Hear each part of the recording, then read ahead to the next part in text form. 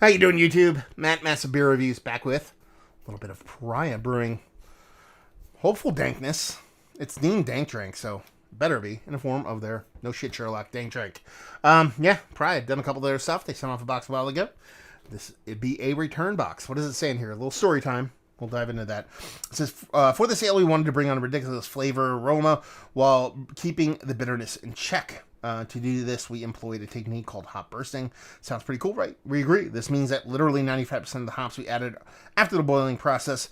The result is a massive aromas and flavors in mango, citrus, peach, pine, berries, and dankness.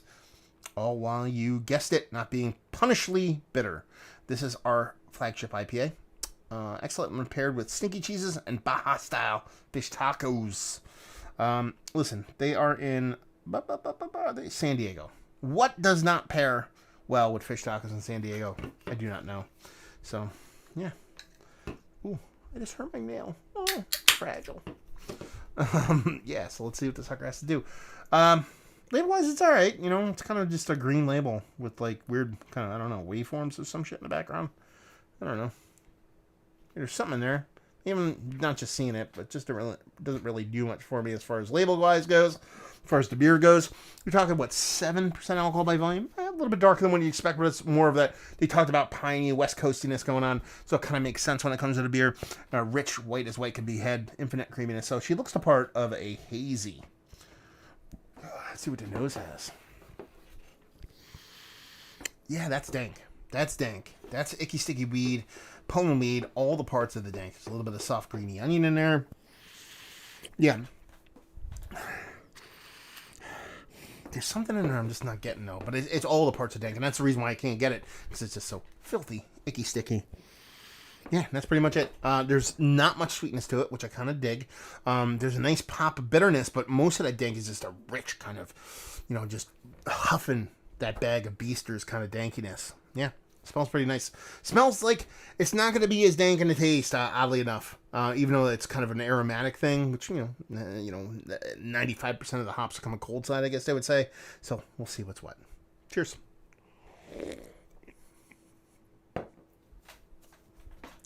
Well, that's creepy. It's creepily drinkable. Man.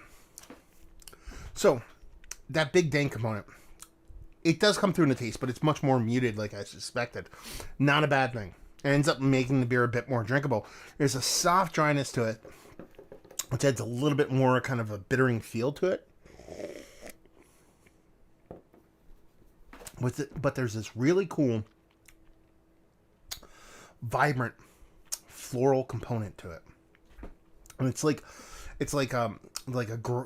like grandma that potpourri on the back of her toilet kind of floral thing going on, not like your Glade spray kind of floral, but it has this kind of sweetness and kind of perfume component to it. It's not negative. It's fun. There's a soft tropical vibe, but very sweet and kind of kiwi thing mixed in there too. So it's this big floral, edible flower floral kind of component to it with a soft touch of that kiwi on the other side of that really nice kind of icky, sticky, weedy, danky, baster level kind of dankiness. But it ends up being drinkable too. It's a little bit more punishing in the nose than it is in the taste, but that's a good thing. It kind of sets you up in the nose, follows through in the taste, but doesn't fall off too far to where you're kind of missing what you expect off of the nose.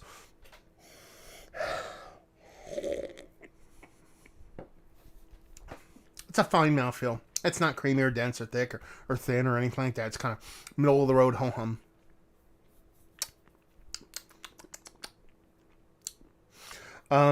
Yeah, I think that's pretty much it. Yeah. Okay, mouthfeel. I mean, if anything, if I was going to work on this beer, if I own a brewery, I just kind of work on the mouthfeel a little bit, maybe sultry it up a little bit. But as far as the taste of the beer goes, it's really fun. It's 7%.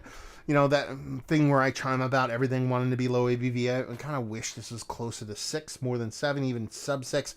But it drinks more like a 6% IPA to me. But I like the way that dank bits and pieces kind of come off, along with that little kind of pop of that floral character with a little bit of tropical fruit, that little bit of soft kiwi kind of thrown in there. It adds almost a perfumey kind of component to it, which is really fun.